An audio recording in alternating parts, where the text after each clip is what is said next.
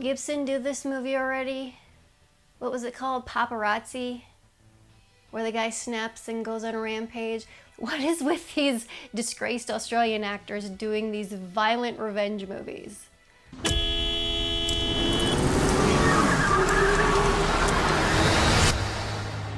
Hey everyone, Lindsay here, and this is my review for Unhinged.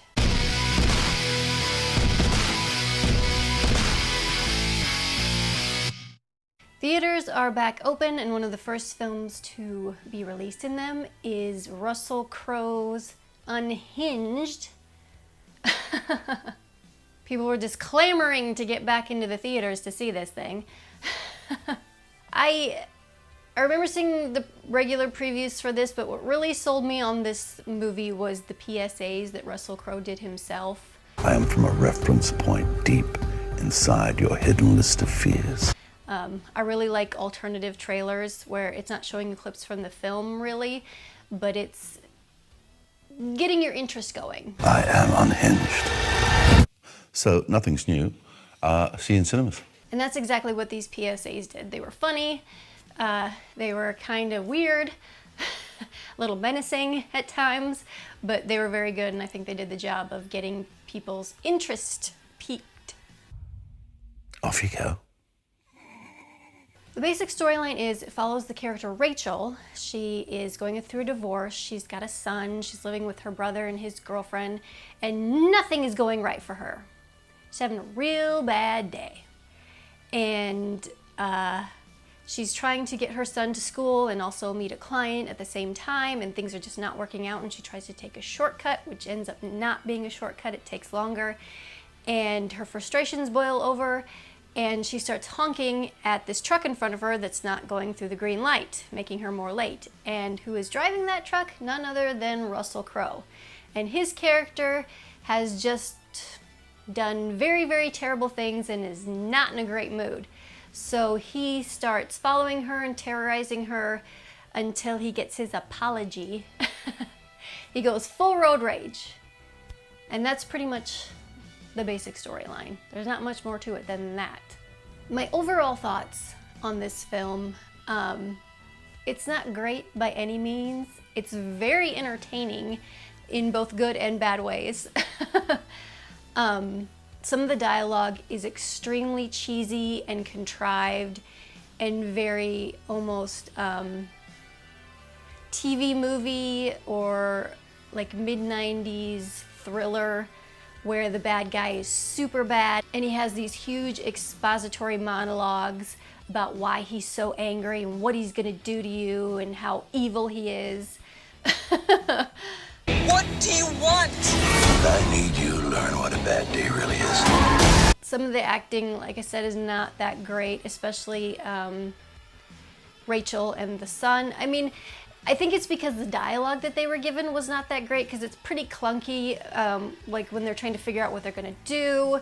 There's this whole speech about Fortnite in it, which I don't like when movies have that specific of references sometimes, especially when they're kind of out of nowhere. They really stick out, and as time goes on, it'll really date this movie.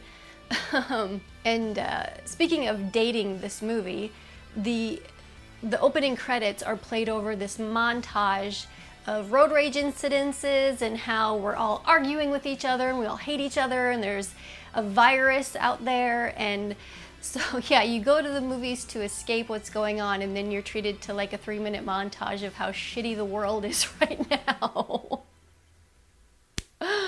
Oh God. Accept my apology. Just ignore him. Well, if you could just do the same, we could press reset. I don't have anything to apologize for. The big pluses about this movie, there are some really good things. Russel Crowe's performance is just over the top ridiculous, and I couldn't stop watching him. I wanted more. First of all, he looks and sounds exactly like John Goodman, which is weird.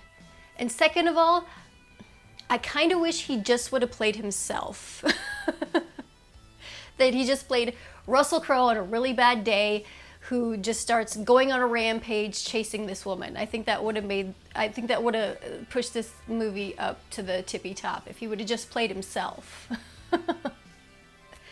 But yes, getting back to what I really liked. His performance, the violence and things like that is extremely brutal and hard and tough. They don't pull any punches with the violence in this movie. I mean, the hits hit hard, the cars crash together really hard. They don't shy away from the violence or the blood at all. Another thing that I really liked about this movie is the chase sequences were shot extremely well. They were very dynamic, very engaging, very exciting. The tension built very, very well.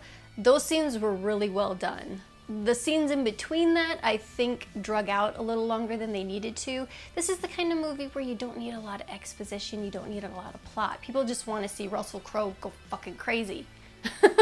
And he does.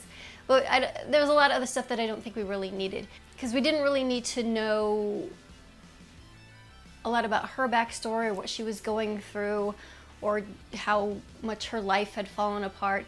I mean, yes, she has this nice character arc where, you know, she takes responsibility for her actions and things like that. But in my opinion, it wasn't really needed. It's just kind of the frosting on the cake, if you will. I'm pretty sure the guy in that truck's following me. He's road raging. And people behave in this movie like real people don't behave. They do really stupid things. There's a scene where Rachel is supposed to go meet her friend, who's also her divorce lawyer, at this cafe. Well, she doesn't make it there on time, but Russel Crowe knows she's going there and knows she's supposed to be meeting this person, so he goes to meet this person to fuck with her and mess with her. And the guy that she's supposedly meeting is just like okay with having this conversation with Russel Crowe, who he doesn't know. And it's very awkward, and I think any rational person would have gotten up and walked away or would have been much more questioning or suspicious about this guy. It's just really weird. The other thing was it took me a long time to pin down where this was supposed to be set. At first I thought it was New York, and then I thought it was LA. Well, it turns out it's New Orleans, and that's not really apparent. I mean, it doesn't really matter because there's nothing set specific that influences the story at all. But I was just very confused because it was very wet, but there were different bridges and tropical plants, and it was just hard to pin down. But about halfway through the movie, I figured out it was New Orleans. But right out of the gate, this movie hits you hard with violence and terror and rage. I think sometimes with movies like this, it's scarier, more frightening not to know why this person snapped like they did, but they go into it quite a bit, into his motivations as to why he snapped, why he became unhinged. But it seems a little forced because he has, like I said, he has these expository monologues where he talks about how angry he is and how evil he is, and it's all about, you know, courtesy and decency that people should have towards one another, and that some people, it just takes one really bad day, and that you don't know if someone's having a really bad day, so you should always have respect, you know, and that mutual understanding and courtesy towards other people. It's kind of what he's pushing at. But it's super over the top. But like I said, the way he does it is very entertaining. Sometimes it's very, very good, and sometimes it's really, really bad. But they're both equally entertaining. And I thought it ended a little quickly.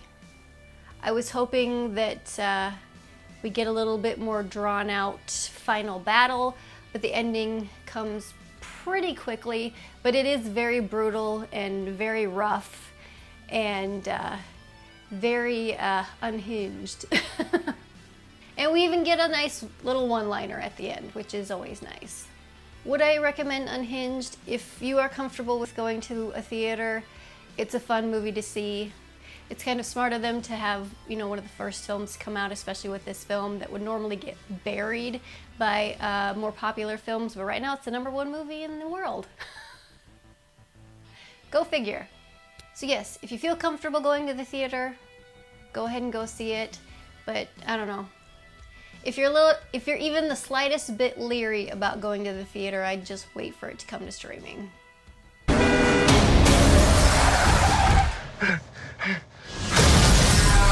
Before I go, I would love it if you hit that subscribe button and also followed me on my social media links that I've posted down in the video description. Well, that is gonna do it for this video. So until next time, this is Lindsay signing off. I'll check you later.